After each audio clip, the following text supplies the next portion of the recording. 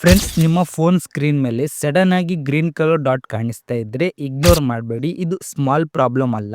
ಯಾರಾದರೂ ನಿಮ್ಮ ಕ್ಯಾಮ್ರಾ ಅಥವಾ ಮೈಕ್ರೋಫೋನ್ ಸೀಕ್ರೆಟ್ಲಿ ಯೂಸ್ ಮಾಡ್ತಾ ಇದ್ದಾರೆ ಅಂತ ಅರ್ಥ.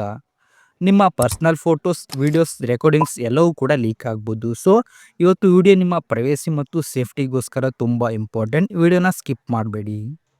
ಫ್ರೆಂಡ್ಸ್, ಗ್ರೀನ್ ಡಾಟ್ ಬರೋದು ಮೇನ್ಲಿ ಟೂ ರೀಸನ್ನಿಂದ. ಫಸ್ಟ್, ಕ್ಯಾಮ್ರಾ ಯೂಸ್ ಆಗ್ತಿದ್ರೆ, ಹಾಗೆ ಮೈಕ್ರೋಫೋನ್ ಕೂಡ ಯೂಸ್ ಆಗ್ತಿದ್ರೆ. ಇವು ಎರಡು ಅಸೆಸ್ ಇದ್ದರೆ ಆಟೋಮೆಟಿಕ್ ಆಗಿ ಗ್ರೀನ್ ಡಾಟ್ ಕಾಣಿಸುತ್ತೆ.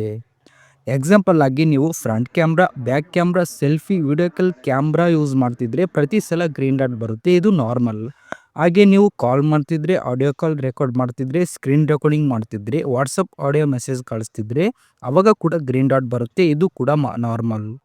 ಸೊ ನೀವು ಕ್ಯಾಮ್ರಾ ಓಪನ್ ಮಾಡಿಲ್ಲ, ಕಾಲ್ ಮಾಡಿಲ್ಲ, ರೆಕಾರ್ಡಿಂಗ್ ಮಾಡ್ತಿಲ್ಲ, ಆದರೂ ಗ್ರೀನ್ ಡಾಟ್ ಬರ್ತಾ ಇದ್ರೆ ಹಿಡನ್ ಆ್ಯಪ್ ನಿಮ್ಮ ಫೋನ್ ಸ್ಪೈ ಮಾಡ್ತಿದೆ ಅಂತ ಅರ್ಥ. ಇದು ಡೇಂಜರ್ ಸಿಚುವೇಶನ್. ಇದಕ್ಕೆ ಸೊಲ್ಯೂಷನ್ ಏನಂತ ಹೇಳ್ತೀನಿ. ಫಸ್ಟ್ ನೀವು ಸೆಟ್ಟಿಂಗ್ನ ಓಪನ್ ಮಾಡಿ, ಆಮೇಲೆ ಪ್ರೈವಸಿ ಸೆಕ್ಷನ್ಗೆ ಹೋಗಿ, ಆಮೇಲೆ ಪರ್ಮಿಷನ್ ಮ್ಯಾನೇಜ್ ಮೇಲೆ ಕ್ಲಿಕ್ ಮಾಡಿದರೆ ನಿಮಗೆ ಇಲ್ಲಿ ಈ ಥರ ಬರುತ್ತೆ. ಇಲ್ಲಿ ನೀವು ಕ್ಯಾಮ್ರಾನ ಸೆಲೆಕ್ಟ್ ಮಾಡಿ, ಆಮೇಲೆ ನೀವು ಯಾವ್ಯಾವ ಅಪ್ಲಿಕೇಶನ್ಗೆ ಕ್ಯಾಮ್ರಾನ ಅಲೋ ಮಾಡಿರ್ತೀರ ಅವೆಲ್ಲವೂ ಕೂಡ ಇಲ್ಲಿ ಬರುತ್ತೆ.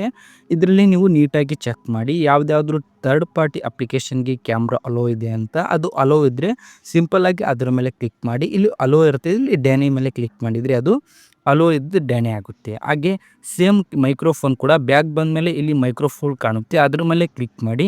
ಇಲ್ಲಿ ಕೂಡ ಮೈಕ್ರೋಫೋನ್ ಯಾವ ಅಪ್ಲಿಕೇಶನ್ಗೆ ನೀವು ಕೊಟ್ಟಿರ್ತೀರ ಅವೆಲ್ಲವೂ ಬರುತ್ತೆ. ಇಲ್ಲಿ ಕೂಡ ಥರ್ಡ್ ಪಾರ್ಟಿ ಅಪ್ಲಿಕೇಶನ್ ಏನಾದ್ರು ಇದ್ದರೆ ಅದನ್ನು ಕೂಡ ಅದೇ ರೀತಿ ಅಲೋ ಇರೋದನ್ನ ಡಿನೇ ಮಾಡಿ.